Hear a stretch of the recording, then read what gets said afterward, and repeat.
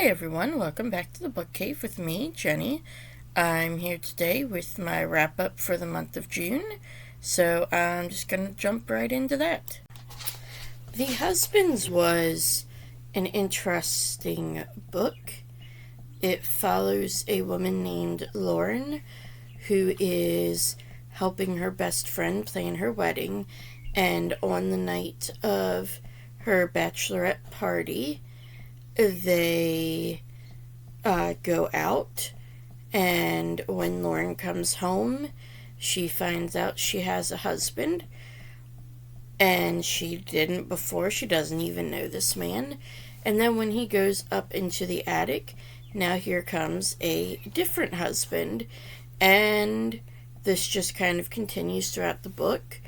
And I did find parts of it interesting. I felt like sometimes the husbands went by too fast. Now, the first husband, we do get a little bit of time with a couple conversations, and then he just goes up into the attic for something. And of course, Lauren doesn't know, so she doesn't think anything. And then when a different one comes out, she sends him back up just to see what will happen, and does that with a few more. And like, that part makes sense. But then as it gets further on, there's some that just for whatever reason she sends back up there.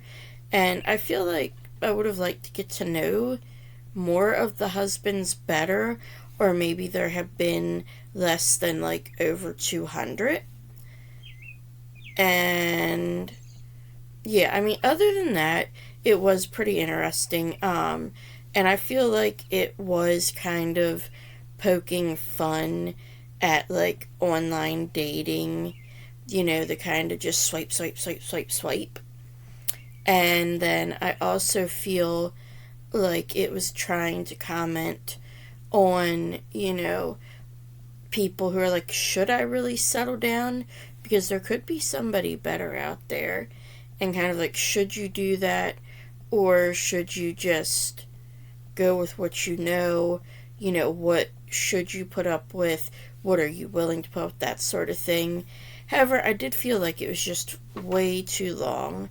And one particular husband I would have liked to have gotten to know better, and would love to see a book from his perspective at some point, and just kind of see what his experiences were. So yeah, I feel like overall this was just an okay book. It did have some good ideas, but could have used maybe a little more polishing. I feel like you might relate to this more if you've ever done online dating, to be honest. I feel like it kind of pokes a lot of fun at that, and that's kind of where a lot of it lies. Mary Roach's Stiff is part of her Curiosities of Science, I think, or Curious Science, one of those, her little kind of series that are basically just about odd bits of science. This is the Curious Science of Death and Cadavers, and while I did find it pretty interesting, and most of it I didn't really have a problem with, I did feel like some of it was a little voyeuristic, and she didn't have to go quite that far. For example, she has a chapter on plastination, and she goes to, kind of learn how it's done, and asks, well, will the guy be dressed? And it just kind of seems like, did you really need to ask that? And I'm not going to use her exact words. It was a little more crude than that. And I just felt like that really didn't need to be asked. And then there is the chapter on cannibalism.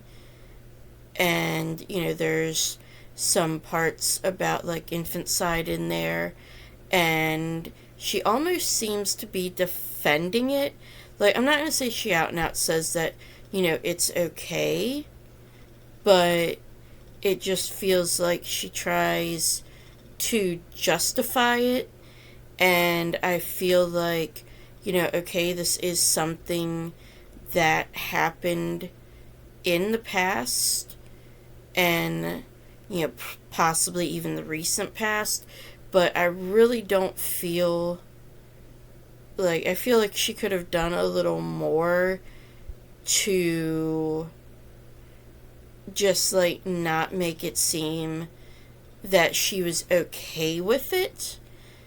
And, yeah, I don't really know how to explain that part of it. But there was a lot of more, like, interesting parts and more scientific parts.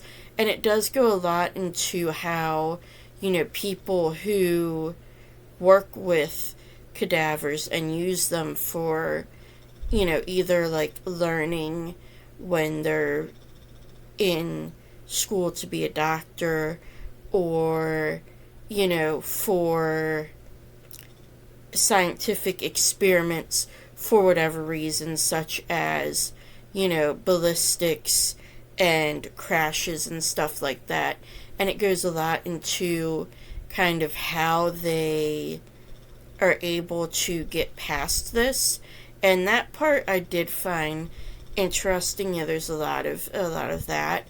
And then there was a lot about organ donation, and that was actually a really hard chapter to read, but I did feel like that had a lot of dignity afforded to it, and, there wasn't anything that I at least found to be questionable in that part. And I would say for the most part, I didn't find a lot of it to be questionable, and the whole cannibalism infanticide part was a very, very brief part. It just kind of really stuck out to me is the only reason I felt like I kind of had to mention it. I will definitely be reading some more of her books. I definitely plan to read Packing for Mars, and pardon me, and quite possibly Fuzz, When Nature Breaks the Law. And if I can find some of the other ones, I may try them out.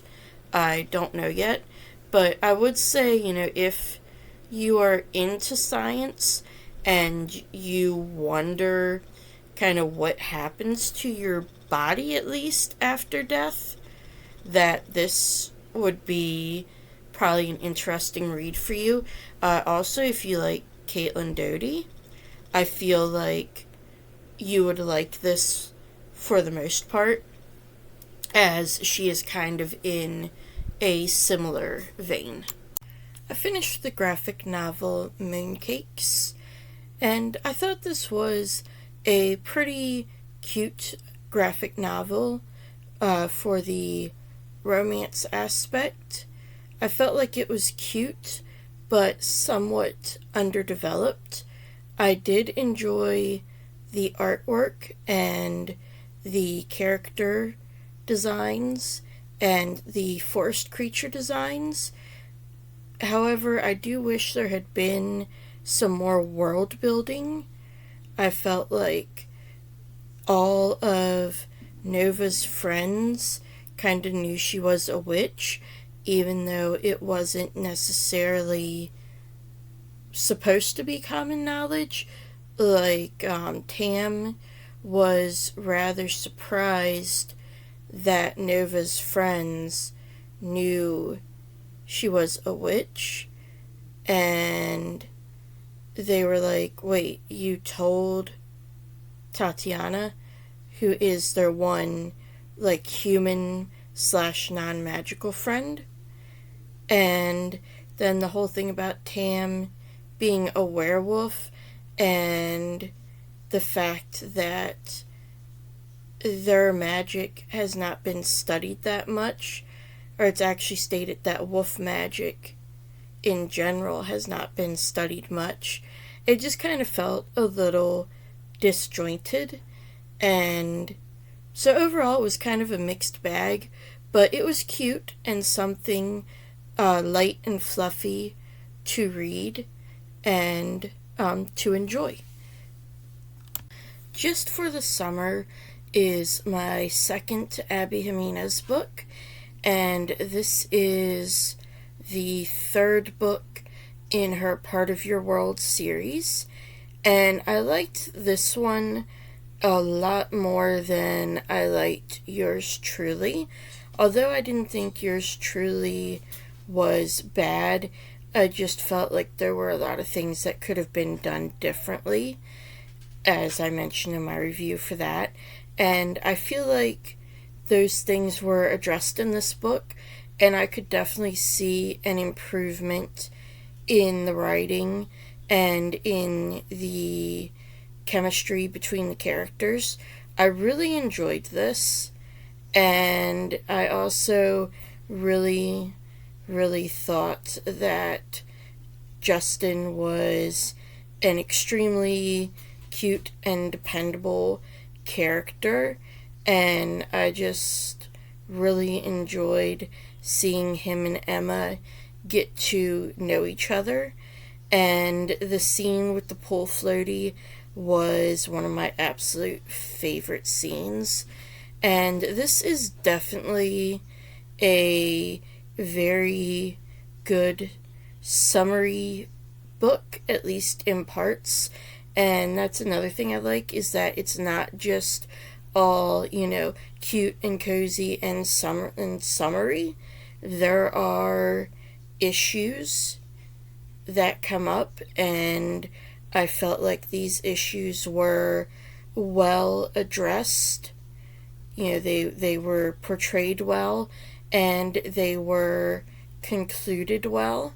And this one, definitely I can see the comparison to Emily Henry more in this one, and I feel like this one is on a par with her books. And this one I did wind up giving 5 stars because I really did enjoy it.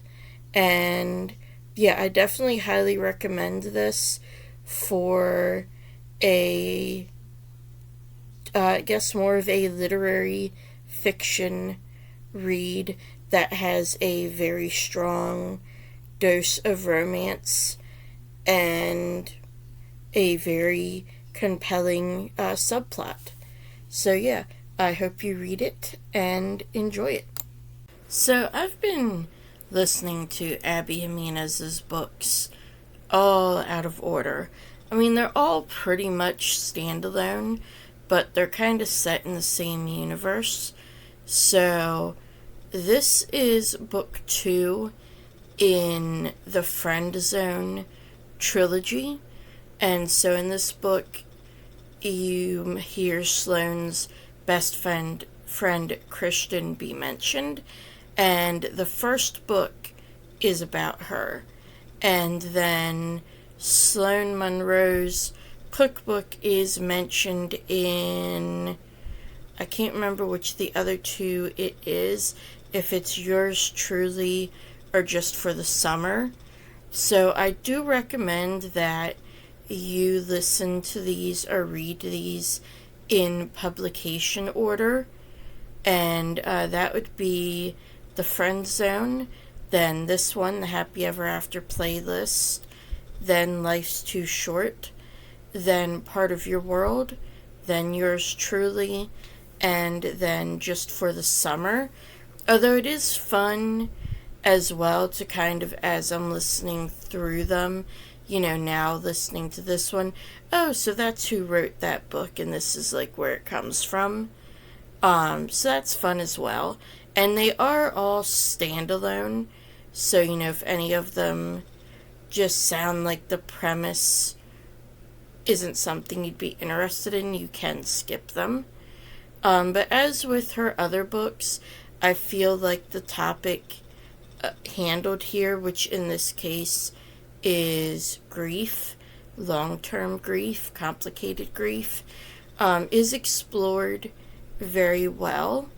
And I really enjoyed the meet cute aspect in this book, where the little puppy Tucker just jumps right into Sloane's car through her sunroof, and then that's how she meets Jason. And yeah, I just thought that was really, really cute. And I enjoy all the animals that Abby Jimenez has in her books. And they're just, a very fun little addition as they are in real life. And I did like the fact that, we do get some backstory on Brandon in this book, and I'm going to assume that we'll get more of that in the friend zone, being he is Christian's husband's best friend. So, and I did enjoy that we get that, and we get to see that Sloane still has feelings for him, even though, she is now with Jason. And, I feel like that is something that's very common when the spouse, boyfriend, girlfriend, or fiance, if something happens and they pass away. I do feel like the surviving person will always love them to an extent, even once they move on. And the fact that Jason understands that and, gives Sloane her space around that, and, donates blood in Brandon's memory with her every day on his birthday. Like, I just really love the way that all comes together. And this is one where they are very cute together, and there is some drama, and I feel like the first part of the drama is definitely understandable, but then I feel like towards, I think about the 80% mark, we then have added drama to that, and I feel like that kind of drags that last 20% a little bit. But I do like the eventual resolution of that, and how Jason and Sloane are able to forgive what has happened because they understand the circumstances behind it and stuff. And yeah, Abby Jimenez is just a very talented writer, and I feel like her books are all very good, but you can definitely see where they get better with each one.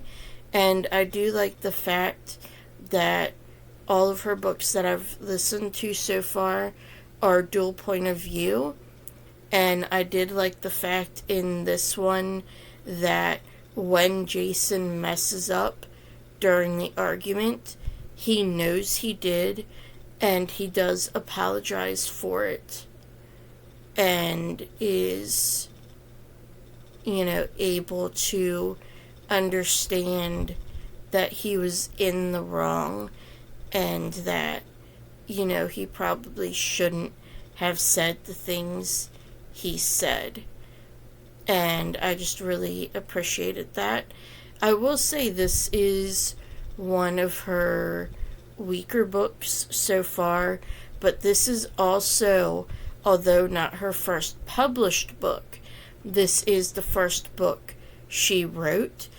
She said she wrote this one and then went back and wrote The Friend Zone to explore what happened with Brandon, as well as what happened with Christian's relationship and how they, how that got worked out.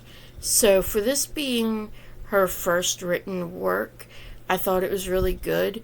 And despite me saying it's one of her weaker works, I did still give it a full 4 stars because it is just still written very well. And both her and Emily Henry have very similar styles, as I've said before. And I can definitely recommend either of these. They deal with a lot more than just the romance. And I do enjoy that about both authors.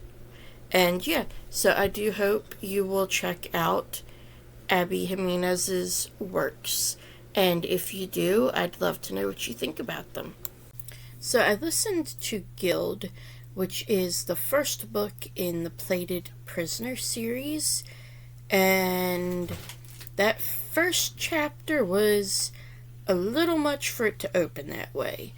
I will say, yeah, this is definitely an adult book. It has a lot of spice, and well, I don't feel like that particular part was cringe.